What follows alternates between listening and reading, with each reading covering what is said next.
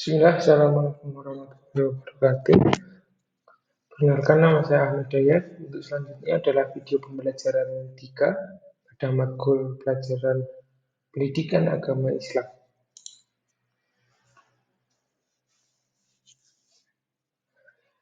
Pada modul 3 kali ini menjunjung tema yaitu bulan Ramadan adalah bulan yang indah, pendahuluan. Agar dalam belajar kita mendapatkan keberkahan dari Allah Subhanahu wa taala, mari kita membaca surat Al-Baqarah ayat 183 yang bunyinya ya ayyuhalladzina amanu kutiba alaikumusyamu kama kutiba alal ladzina min qablikum la'allakum tattaqun. Yang artinya, wahai orang-orang yang beriman, diwajibkan atas kamu berpuasa sebagaimana diwajibkannya atas orang-orang sebelum kamu agar kamu bertakwa. Dalam hal ini, kutiba yang berarti diwajibkan, yaitu wajib bagi orang-orang yang beriman untuk menjalankan puasa.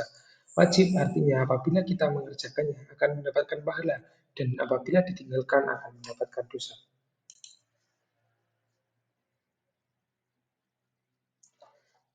Bab A. Puasa di bulan Ramadan. Mengapa kita harus dipuasa? Pada kisah kali ini, suatu hari Ali pernah bertanya dalam hati, mengapa Tuhan menyuruh manusia berpuasa? Tidak boleh makan dan minum sejak terbit fajar hingga tenggelamnya matahari. Pertanyaan itu dapat terjawab setelah gurunya memberitahu di sekolah ketika pelajaran agama Islam. Maka dari itu ikutlah pada pelajaran agama Islam tersebut. Yang pertama, puasa adalah hadiahnya takwa. Di dalam Quran surat Al-Baqarah ayat 183 yang sudah kita baca tadi, Allah Subhanahu wa taala telah menjanjikan bagi orang yang berpuasa dengan baik dan akan mendapat predikat takwa. Apa yang dimaksud dengan takwa? Takwa adalah melakukan semua perintah Allah dan menghindari semua larangan-larangannya. Orang yang bersungguh-sungguh dan bertakwa, hidupnya akan tentram dan bahagia. Kemudian di akhirat, kelak akan memperoleh taman surga yang sangat indah dan bahagia selamanya. Yang selanjutnya, syarat wajib berpuasa.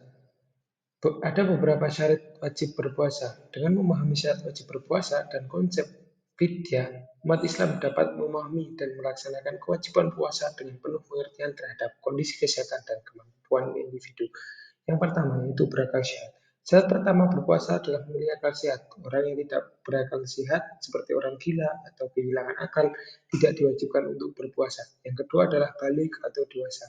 Syarat kedua adalah sudah balik dan atau dewasa. Anak-anak yang belum mencapai tahap balik tidak diwajibkan untuk berpuasa. Puasa menjadi kewajiban setelah mencapai usia dewasa. Yang selanjutnya adalah kuat berpuasa. Syarat ketiga adalah memiliki kekuatan fisik untuk berpuasa. Orang yang lemah fisik, misalnya lemas atau sakit atau karena tua, tidak diwajibkan untuk berpuasa. Mereka dapat menggantinya dengan membayar fidyah. Yang selanjutnya adalah apa itu fidyah? Fidyah adalah sebagai pengganti. Fidyah adalah denda yang diberikan sebagai ganti bagi orang yang tidak mampu melakukan puasa. Caranya adalah memberi makan setiap hari selama periode tidak berpuasa kepada orang fakir atau miskin. Banyaknya fidyah adalah satu mud yang secara dengan ditimbang dengan gram sekitar 626 gram menurut para ulama. Fidyah dapat berupa beras atau makanan pokok yang menyenangkan, makanan pokok daerah setempat. Karena Indonesia makanan pokoknya menggunakan beras, maka fidyah di sini dianjurkan untuk beras. Yang selanjutnya adalah syarat sah berpuasa. Syarat sah berpuasa memiliki beberapa syarat. Yang pertama adalah Islam. Puasa hanya dianggap sah jika dilakukan oleh orang yang beragama Islam. Yang kedua, berakal. Yang ketiga, mumayyiz atau tamyiz. Mumayyiz atau tamyiz yaitu orang yang sudah memiliki kecerdasan dan dapat kemampuan untuk membedakan yang baik dan yang benar. Yang keempat adalah suci dari haid bagi wanita. Jadi wanita yang sedang dalam tahap menstruasi tidak diwajibkan untuk berpuasa, dan bila berpuasa puasanya tidak sah. Dan yang kelima adalah dalam waktu yang diperbolehkan. Puasa hanya dianggap sah apabila dilakukan pada waktu-waktu diperbolehkannya puasa. Nah, kapan haramnya puasa? Yaitu pada saat hari tasyrik, tanggal 11, 12, dan 13 bulan haji atau saat Idul Adha. Yang selanjutnya yaitu rukun puasa. Rukun puasa adalah serangkaian unsur pokok yang menjadi dasar utama dalam pelaksanaan ibadah puasa. Rukun puasa ada beberapa, Yang pertama yaitu niat, yang selanjutnya adalah menahan diri dari makan dan minum serta aktivitas seksual ataupun hal yang membatalkannya. Yang selanjutnya adalah menahan diri dari perbuatan yang membatalkan puasa. Yang selanjutnya menahan diri dari dosa dan perilaku buruk. Jadi di sini ada 4 rukun puasa. Jika ada perbedaan dalam referensi atau sumber lain itu sesuai dengan keyakinan masing-masing. Rukun-rukun ini membentuk fondasi utama berpuasa dalam Islam dan harus dipatasi serta dilaksanakan dengan penuh kesadaran oleh setiap muslim yang menjalankan ibadah puasa. Selanjutnya, hal-hal yang membatalkan puasa. Yang pertama, makan atau minum jelas batal, muntah dengan sengaja, dan apabila muntahnya tidak sengaja, maka tidak batal.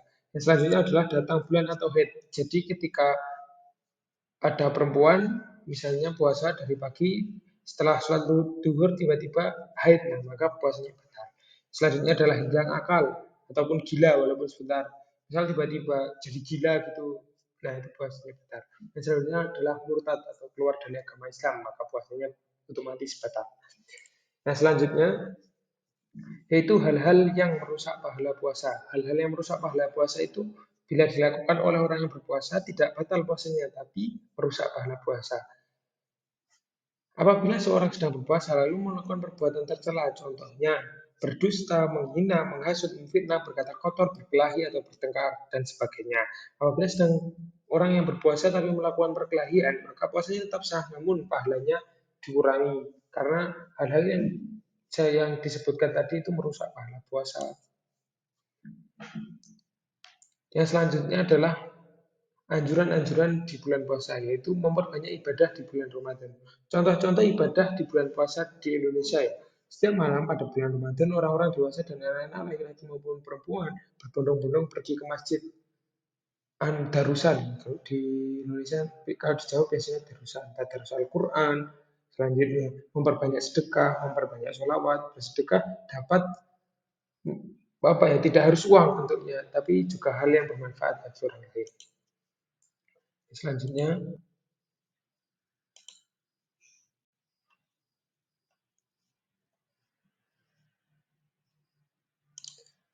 manfaat puasa Ramadan. Manfaat puasa Ramadan adalah yang pertama, ungkapan rasa syukur kita kepada Allah Subhanahu wa taala karena telah diberi kesehatan, diberi waktu yang luang, diberi kesempatan, diberi kekuatan, maka kita untuk menunjukkan syukur kita kepada Allah, kita menjalankan kewajiban puasa.